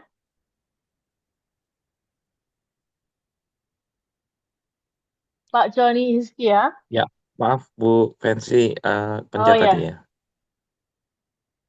oke. Berarti tidak jadi pertanyaan, ya, Pak. Baik. Saya akan bacakan untuk pertanyaan di kolom chat. Pertanyaan pertama dari Ibu Yuli Wayuni, DSI 9. Izin bertanya, Prof. Untuk kegiatan ilmiah syarat tambahan angkatan 9 tahun 2024 ke atas itu, yang diakui kegiatannya dari tahun berapa sampai tahun berapa, nggih, Prof? Oh, langsung aja ya. Selama Nggih, Prof. menjadi mahasiswa. Jadi bukan pas pernah ikut paskibraka, tapi saat SMA ya jangan dipakai ya. Nasional, yaitu nanti ya selama menjadi mahasiswa di DSI. Jadi misalkan masuknya kapan sampai dengan lulus kapan itu pernah pernah punya kegiatan itu. Gitu ya Bu Yuli Wahyuni. Baik, terima kasih, Prof. Pertanyaan selanjutnya di kolom chat dari Ibu Harvebi Frionanda, DSI 11. Izin bertanya. Bapak itu Oh, Bapak, mohon maaf. Nggih. Padang itu dari Padang toh Mas Harvebi. Itu Prof ya Prof. Ibu. Ya, Ya. maaf. Izin bertanya, Prof. Untuk publikasi, apakah diperbolehkan submit ke jurnal di luar subjek area computer science seperti administrasi publik, multidisiplin untuk e-government, atau sub bidang yang berkaitan dengan penelitian kita? Oke, jadi maksimalkan yang dia itu di apa information system ya, dan yang sebidang itu ya, computer science, informatik dan sebagainya. Ingat bahwa yang namanya information system itu kan terkait dengan sistem informasi pada bisnis dan organisasi sebetulnya. Maka ini nanti cari itu dulu. Ya, misalkan kok enggak ada terkait dengan topik yang spesifik, baru bisa nanti yang terkait ke e-government. Kalau e-government masih karena I-nya kan elektronik ya. Itu lebih lebih ke masalah ini informasi sistem pasti masuk ya. Tapi kalau misalkan administrasi publik itu topiknya apa ya? Nanti kalau nggak ada kaitannya dengan informasi sistem malah nanti dipermasalahkan ya karena yang akan menilai saat misalkan ya ke seminar hasil itu kan 4 orang lihat ya. Kemudian saat kelayakan nanti ada 6 orang nanti ya, kita itu meminimalkan kalau ada pertanyaan yang itu nanti membuat karena kan tadi dilampirkan ini ya dilampirkan ini kok apa masuk ke sini apa nggak ada. Saya kira kalau misalkan topik kita itu di apa administrasi publik tapi kita buat sebuah sistem gitu ya sistem informasi atau sistem pendukung keputusan itu kan tetap saja bisa kita masukkan ke apa ke area sistem informasi ya. Jadi dicoba dulu yang pilih dulu ya jangan langsung nanti apa ke bidang-bidang itu. Sebelum nanti Bapak Ibu yang punya masalah ini akan submit, mohon nanti konsultasi ke kami dulu gitu ya. Untuk kita lihat area atau scope dari jurnal tersebut. Gitu ya Pak Harvey ya. Baik, Prof. Prof, izin nyambung boleh, Prof? Silakan. Jadi gini, Prof. Kemarin saya submit itu SLR, Prof, di Elsevier. Nah, kemudian saya submit itu sebenarnya di Jurnal Sistem Informasi. Nah, Ya. tapi Elsevier itu mereject karena katanya itu topik itu lebih cocok itu di administrasi publik. Nah, di saat saya transfer ke administrasi publik itu untuk saat ini sudah masuk in review, Prof. Nah, ini apakah nanti diterima atau tidak? Tapi Oke. secara eh, dari promotor itu sudah menyetujui, Prof. Ya. Oke, tolong nanti historicalnya tadi dilampirkan ya. Oke, Dari Prof. Xavier jawabannya seperti apa, kemudian disarankan, berarti kan memang dari sudah dari awal niatnya ke situ SI, kemudian Iya, ternyata diarahkan itu kan urusan lain lagi ya. Nanti iya, Prof. kalau itu nanti apa dilampirkan dan dari promotor sudah menyetujui ya kita oke saja lah ya. Itu ya. Tapi tolong nanti historicalnya bisa disampaikan ke kami. Oke, baik. Terima kasih, Prof. Sama-sama. Baik, terima kasih. Untuk selanjutnya, pertanyaan di chat. Dari Bapak Sadar Lufti, DSI 12, izin bertanya, Prof. Apakah untuk syarat TOEFL bisa mempergunakan nilai TOEFL waktu pendaftaran DSI? Ya, bisa. Loh, justru dulu kan pada saat harusnya yang namanya TOEFL itu menjadi syarat untuk masuk. Tetapi ternyata banyak yang tidak upload gitu ya, sehingga ini di apa ya, diadang diadang pas mau kelayakan gitu ya. Artinya boleh sama gitu ya. Kita ada masa berlaku ya, berapa tahun ya, saya lupa ya, 3 tahun atau 2 tahun ya. Saya kira kalau misalkan dulu pas mau masuk di SI bisa lah ya. Ya, kan nggak ada yang nanti 7 tahun baru dipakai lagi toh. Berarti ya, ya saya kira 3 tahun masih bisa ya. Toh itu berarti buat apa, saat kita tes TOEFL memang untuk masuk di SI. Saya kira bisa gitu ya. Mas Sadar Lutfi ya, nggak masalah itu, Matur nuwun, Prof. nggak masalah. Baik, terima kasih. Untuk selanjutnya, izin bertanya, Prof. Semoga selalu dalam keadaan sehat, Prof. Ini saya mohon maaf, Prof. Ini karena belum ada identitasnya. Apakah masa studi itu sudah termasuk cuti? Terima kasih, Prof. Nanti dicek di Perak itu ya, masa cuti itu tidak termasuk mas studi ya. Nah itu memang sekarang ada aturan-aturan baru, itu cuti itu nggak bayar, enak ya. Tapi maksimal 2 kali loh ya, 2 kali selama studi itu 2 kali mengambil cuti ya. Tapi cuti itu membuat proses akademik itu tidak boleh dilakukan. Misalkan tidak boleh semhas, tidak boleh seminar proposal, kemudian nanti tidak boleh menggunakan fasilitas akademik gitu ya. Harusnya, meskipun kadang mahasiswa juga sedikit nakal juga ya, bimbingan pas sedang cuti gitu ya. Harusnya nggak boleh gitu ya. Apa namanya, pada saat cuti itu ya memang tidak melakukan kegiatan akademik karena nggak bayar gitu ya.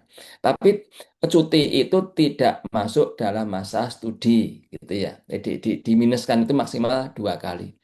Gitu ya, Pak. Nanti mohon bisa dikoreksi bagi yang sudah membaca betul Perak ya. Kalau misalkan saya salah gitu ya. Tapi saya kira saya masih ingat tidak dihitung sebagai masa studi. Gitu ya Mas Kidir ya. Coba Mas Kidir, kalau masih hafal terkait Tes, masa tes. studi ini. Oke, Prof. Ya, Benar ya saya saya ya. eh, juga punya informasi yang sama. Jadi masa cuti itu nggak masuk ke apa namanya, ke masa studi. Iya. Tapi Jadi ya sama nanti benar ya. untuk lebih lebih jelasnya lagi bisa dicek di peraknya sih. Jadi jangan sampai ini jadi acuan kita. Tiba-tiba ternyata Ya. kita salah ngomong kan. Ngeri juga. Nah itu makanya salah ngomong gara-gara kita nggak hafal begitu. Pasal berapa? Wah repot nanti gitu ya. Tapi seingat saya dan seingat Pak Kidir tadi ya, itu tidak dihitung sebagai masa studi. Tapi yang jelas bahwa selama cuti tidak boleh melakukan kegiatan akademik karena tidak membayar. Kalau dulu masih membayar 50%, sekarang tidak membayar gitu ya. Ya. Gitu ya Pak, siapa Pak Sader, Pak Sader, Bu Helia, ini siapa tadi? Bukan Bu Eli. CM, identitasnya CM gitu aja, Prof. Oh CM ya, ya. Iya, Sambatul mungkin ya, sama CM. terima Iya, kasih. ya. Baik, Ya, terima dah. kasih, Prof. Masih Oke. banyak, Prof. Luar biasa atensinya di kolom chat, Prof. Ya, Dari identitas Ibu Heliawati Hamrul. Saya mohon maaf jika ada salah penyebutan, G. Izin bertanya, Prof, apakah rentang nilai mata kuliah terbaru sudah diketahui oleh semua dosen yang mengajar di DSI? Sebab nilai mata kuliah kami angkatan 11 kebanyakan nilai adalah AB dan selisihnya sangat tipis untuk ke nilai A. Monggo, Prof. ya. Ini kalau dosennya dosen Undip harusnya tahu nih ya. Itu kan di, di ada sudah edarannya. Gini ya, kita kan gini, dosen Fakultas Teknik itu nanti dari Pak Dekan Fakultas Teknik sudah memberikan edaran, nanti sampai dengan departemen ke prodi ya sudah gitu ya. Nah, itu kan semua pengampu di DSI itu ya dosen Undip harusnya sudah ya. Nanti kalau misalkan belum, nah memang memang ya itu ya, mohon maaf ya, boleh jadi ada beberapa dosen yang apa namanya masih menganggap sama gitu ya. Wah, nilai itu ya kalau enggak 80 ya 83 gitu ya. Misalkan gitu ya. Padahal 83 itu sekarang jadi AB. Dulu kan A gitu ya. Dan kan masih banyak gitu ya. Jadi mereka sudah tahu aturan baru, tetapi masih menganggap bahwa aturan baru itu masih eh, beda-beda tipis ya. Padahal itu sudah berubah nilai. Dan saya pernah gitu ya, pas pas di ujian supaya semhas atau di semhas atau di proposal kan ada nilai gitu ya. Ini tak kasih apa 81 ya, kan udah A. Nah, enggak kalau misalkan ini 2024 ya sudah A B gitu ya.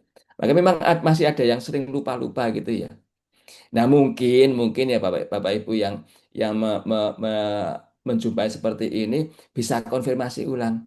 Misalkan gini yang dekat dengan Bapak atau Ibu siapa atau Prof siapa ini ya, tanya gitu ya.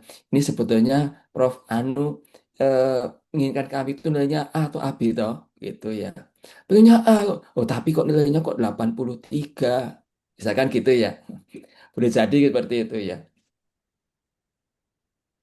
Tapi saya kira AB itu masih bagus kok ya. AB kan amat bagus ya, Bu Heriawati ya. Kan AB amat bagus ya. A, ya, A luar biasa ya. Gitu ya, Bu Heriawati Hamrul. Baik, terima kasih, Prof. Pertanyaan terakhir dari Bapak Heri Purwanto, DSI 12. Izin bertanya, Prof, mengenai bantuan pendanaan publikasi atau artikel processing charge. Bagaimana syarat detailnya dan apakah full charge mengingat dolar sedang naik daun? Terima kasih. Ya. Sebelum itu nanti tadi nambahkan ya Pak Bagus ini ya. Nambahin itu ya. 2 kali tapi tidak berturut-turut info itu cuti tadi ya. Jadi yang cuti Ye. itu nggak boleh 2 kali berturut-turut ya. Itu nanti tanya ke Mas Bagus yang ini beliau sudah pengalaman cuti nih. Kemarin saat cuti tidak dihitung infonya dari akademik ya. Sip ya. Tadi menguatkan pernyataan kami saya dengan Pak Kitil tadi ya. Nah, Pak Heri, ah, nanya ke saya aja nanti besok bimbingan Pak Heri. Siap. Gini.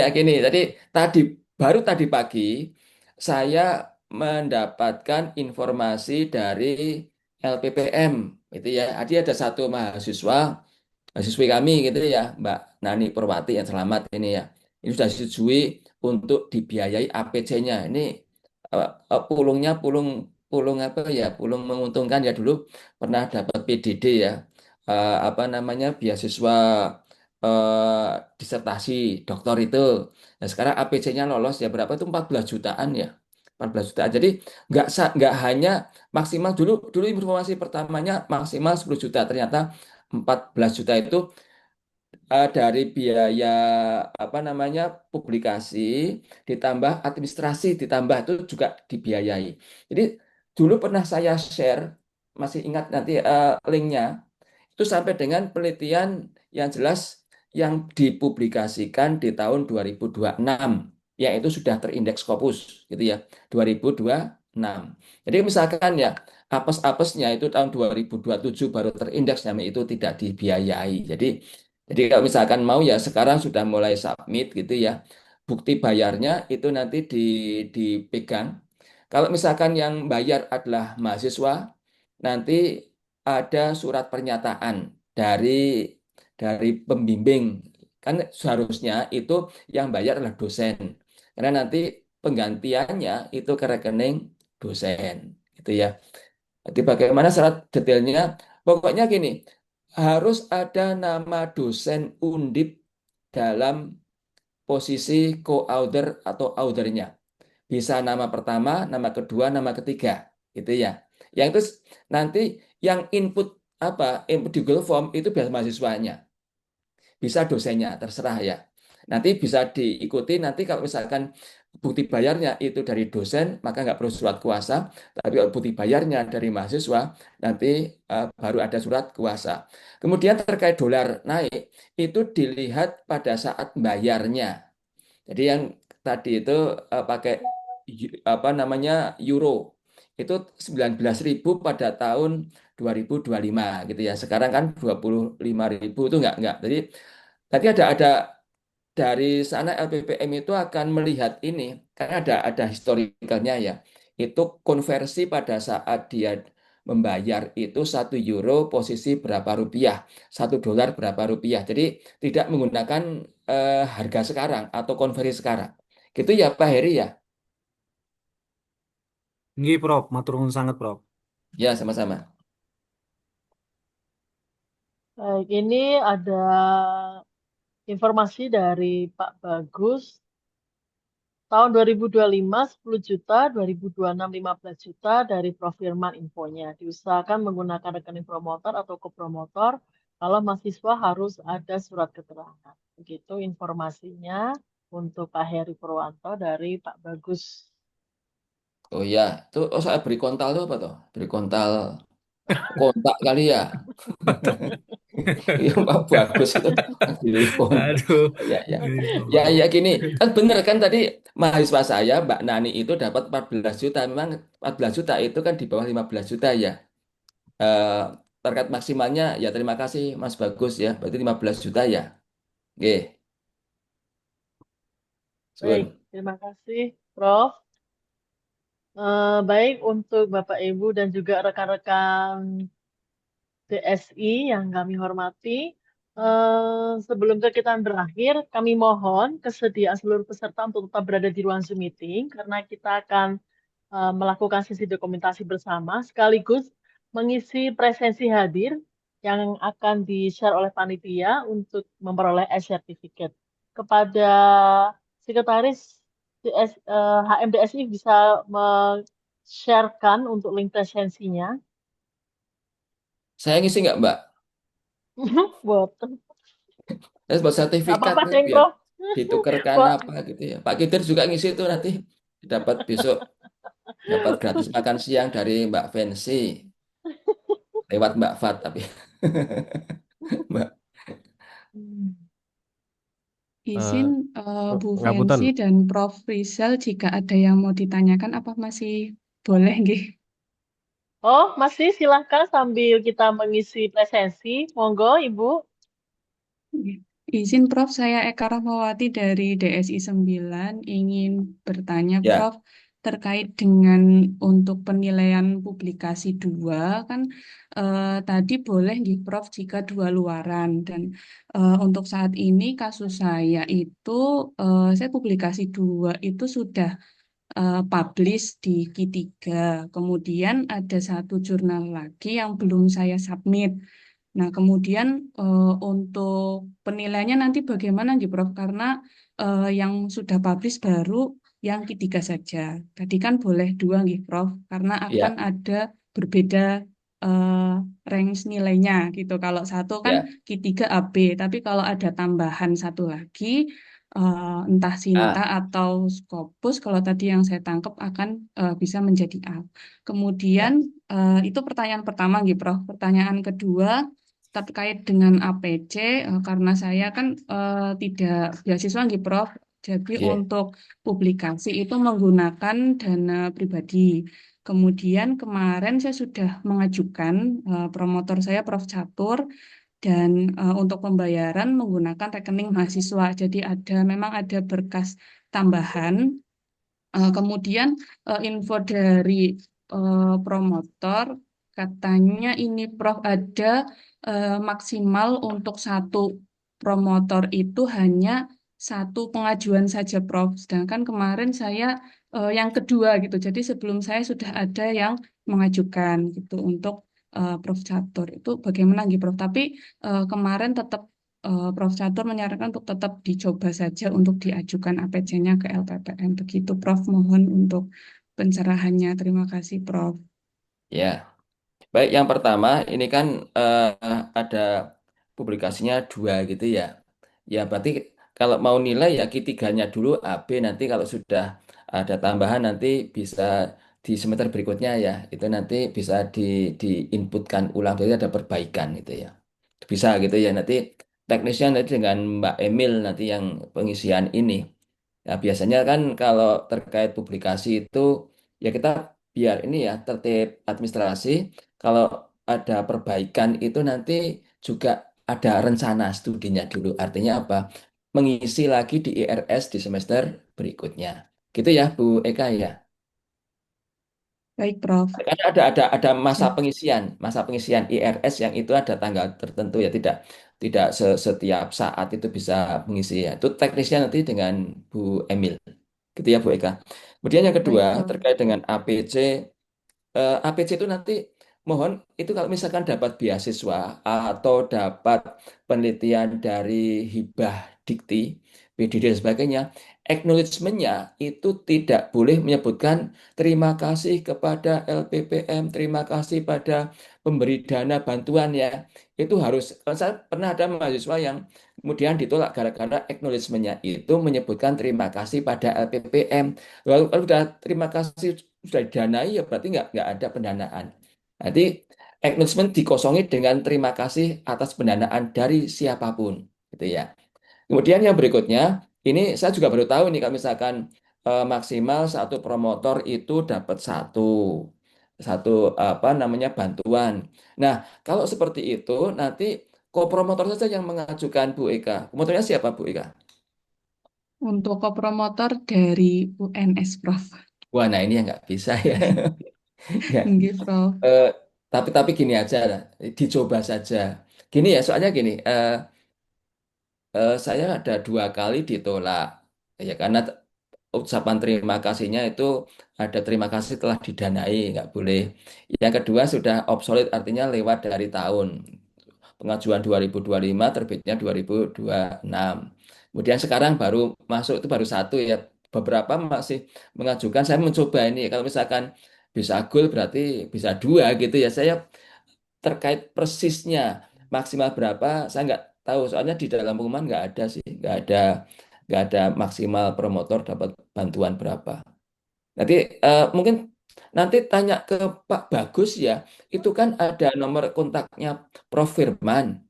Nanti bisa tanyakan beliau itu ini kok apa namanya sangat responsif kalau ada apa WA dari teman-teman ini. Nanti sekarang ditanyakan ya. Kalau nggak berani tanya, Pak Bagus saja yang suruh nanya ya, Bu Ika ya. Baik, Prof. Siap. Terima kasih atas pencerahannya, Prof. Ya gitu ya. Ya, saya kira cukup ya ini ya, sudah cukup malam ini. Nanti jam Baik, berapa ini? Ya. Oke.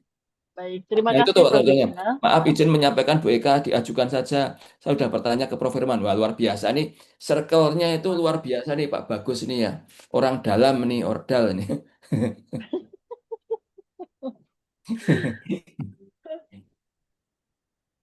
Baik, Bapak Ibu yang kami hormati, sebelum kita mengakhiri kegiatan malam hari ini, izinkan Sekretaris HMTSI untuk menyampaikan rangkuman singkat dari pemaparan dan sesi diskusi yang telah berlangsung. Kepada Sekretaris HMTSI dipersilahkan. Baik, terima kasih Bu Fensi. Mohon izin kepada Prof. Rizal dan Pak Kidir. Saya akan membacakan notulensi sosialisasi Ngopi Bareng edisi 1. Materi yang disampaikan sosialisasi Perak dan kebijakan baru program studi Dr. Universitas Diponegoro. Persyaratan publikasi untuk ujian seminar hasil, kelayakan, dan ujian disertasi. Yang pertama, seminar hasil publikasi 1 sudah berstatus accepted, publikasi 2 dan 3 sudah status submitted. Lalu ujian kelayakan publikasi 2 sampai 3 sudah status publish. Yang ketiga ada ujian disertasi yaitu sidang terbuka atau promosi doktor, 2 publikasi by course dan 3 publikasi by research. Sudah terindeks Scopus. Penilaian publikasi nilai pada publikasi 1 menggunakan proceeding seminar internasional terindeks nilai 93 atau A. Khusus Icenis diselenggarakan oleh Sekolah Pasca Sarjana Undip yaitu Sinta 3. Publikasi 1 publikasi 1 angkatan DSI 1 sampai 8 LOA tidak dapat dijadikan sebagai pemenuhan syarat nilai publikasi 1, luaran artikel Sinta atau nilai Sinta 2, nilai publikasi 2 dan 3 dengan luaran 2 pada jurnal internasional. SLR hanya untuk publikasi 1, artikel hanya diperbolehkan untuk publikasi 1, sementara publikasi 2 dan 3 harus berupa hasil penelitian. Selanjutnya, ada pun tata cara dan tata busana yang dapat kita ketahui pada saat ujian proposal, seminar hasil, ujian kelayakan. Dipastikan menggunakan pakaian yang rapi dengan menggunakan jas atau blazer. Reminder pelaksanaan ujian bagi mahasiswa dapat langsung untuk reminder kepada dosen yang bersangkutan pukul 5 sampai 6 pagi. Tata cara presensi dan tanya jawab dalam posisi berdiri. Perekaman kegiatan ujian, mahasiswa harus meminta izin kepada ketua tim penguji. Tata cara penyerahan dokumen. Penyerahan dokumen pada program studi, dokumen harus ada persetujuan promotor dan kopromotor dan dapat disesuaikan arahan ketua prodi dan dokumen dapat diberikan untuk tim penguji H-3 sebelum pelaksanaan dan mahasiswa harus memperhatikan kembali persyaratan-persyaratan yang harus dipenuhi. Beberapa jurnal harus dihindari yaitu MDPI, Fronters, dan Hindawi Publisher. Masa studi yang dapat kita ketahui yaitu masa studi terjadwal 6 semester. Masa studi program doktor paling singkat 5 semester, paling lama studi 10 semester. Pada studi paling singkat dapat mencapai mahasiswa menghasilkan publikasi jurnal internasional bereputasi dengan skala nasional untuk by research. Mahasiswa menghasilkan publikasi jurnal Sinta 2 untuk by course dan yang kita harus tahu syarat TOEFL pada program doktor yaitu 475. Sekian notulensi dari sosialisasi kita pada hari ini. Terima kasih. Wassalamualaikum warahmatullahi wabarakatuh. Waalaikumsalam warahmatullahi Waalaikumsalam warahmatullahi wabarakatuh. Baik, Bapak, Ibu, dan juga rekan-rekan mahasiswa DSI yang kami hormati, dan terasa kita telah sampai pada penghujung kegiatan Ngopi Bareng HMDSI Undip edisi pertama, dengan topik sosialisasi peraturan dan kebijakan baru program studi Doktor Sistem Informasi Undip. Pada malam hari ini kita telah memperoleh banyak informasi penting mengenai berbagai peraturan dan kebijakan terbaru di lingkungan program studi DSI Undip. Semoga pemaparan dan diskusi yang berlangsung pada malam hari ini dapat memberikan kejelasan serta menjadi bekal bagi kita semua dalam merencanakan dan menjalani proses studi doktoral sesuai dengan akademik yang berlaku. Dan kami atas nama seluruh panitia dan peserta mengucapkan terima kasih dan apresiasi yang sebesar-besarnya kepada Bapak Profesor Dr. Insinyur Erizal Isnanto, STM MTIPU ASEAN Inc. selaku Ketua Program Studi DSI Undip, sekaligus narasumber atas waktu, perhatian, dan penjelasan yang telah disampaikan dengan sangat informatif. Dan kami juga menyampaikan terima kasih yang sebesar-besarnya kepada Bapak Kidir Maulana Binu Susanto, SSI, MSc, PhD, yang telah hadir dan bergabung dan juga memberikan masukan bagi kami. Kami juga menyampaikan terima kasih kepada Bapak Akhlis Munasilin, selaku Ketua Himpunan Mahasiswa DSI Undip periode 2026-2027 beserta seluruh jajaran pengurus HMDSI Undip yang telah menginisiasi dan mempersiapkan kegiatan ini dengan baik.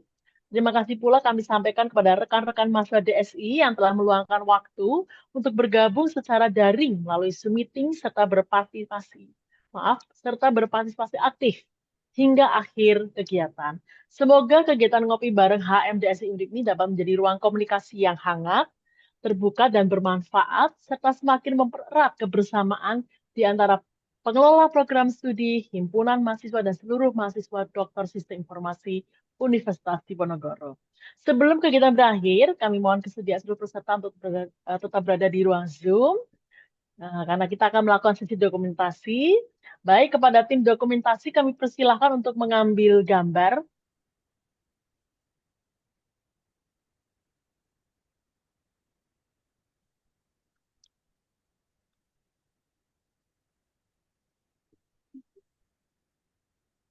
Kepada tim dokumentasi, kami persilahkan untuk mengambil gambar kegiatan Zoom pada malam hari ini.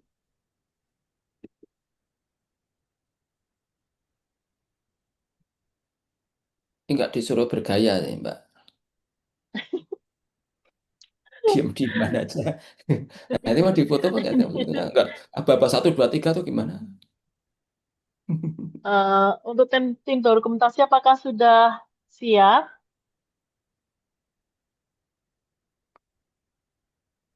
Baik. Mbak Vinci aja lah, cepet. Oke, oke, Iya. baiklah, Prof. Baik, saya dalam hitungan ketiga akan Nancy ambil fotonya. 1, 2, 3.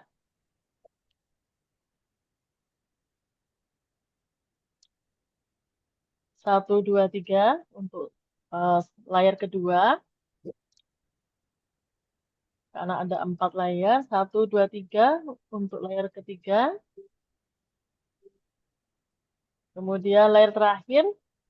1, 2, 3. Baik.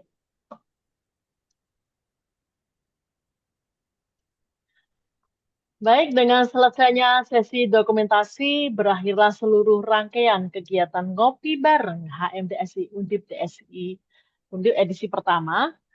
Saya, Nancy Vidya selaku moderator sekaligus pembawa acara, menyampaikan permohonan maaf apabila terdapat kekurangan, kesalahan dalam penyampaian maupun hal-hal yang kurang berkenan selama kegiatan berlangsung. Terima kasih atas perhatian dan kebersamaan Bapak Ibu serta rekan-rekan mahasiswa DSI pada malam hari ini. Sampai bertemu kembali dalam kegiatan HMDSI Undip berikutnya. Mari kita tutup kegiatan pada malam hari ini dengan bacaan hamdalah. Alhamdulillah. Rabbil alamin. Terima kasih semuanya ya. Assalamualaikum warahmatullahi wabarakatuh. Selamat malam. Tuhan memberkati kita semuanya. Amin. Terima Waalaikumsalam. kasih banyak, Prof. Terima kasih, Bro. Waalaikumsalam. Terima kasih, Prof. Izin Terima kasih ya, Bu Tiff, Pensi, Pak dari Rizal, Pak tim ya. Ketua, Terima kasih semuanya. Sukses. Terima kasih, ketuanya. Prof. Tepat waktu, full Terima kasih, senyum ya. Prof. Amin, amin, Prof. Sehat selalu, Prof. Matur nuwun, Ya, Prof. amin. Assalamualaikum. Salam. Selamat malam. Sehat selalu untuk semuanya, Bapak Ibu.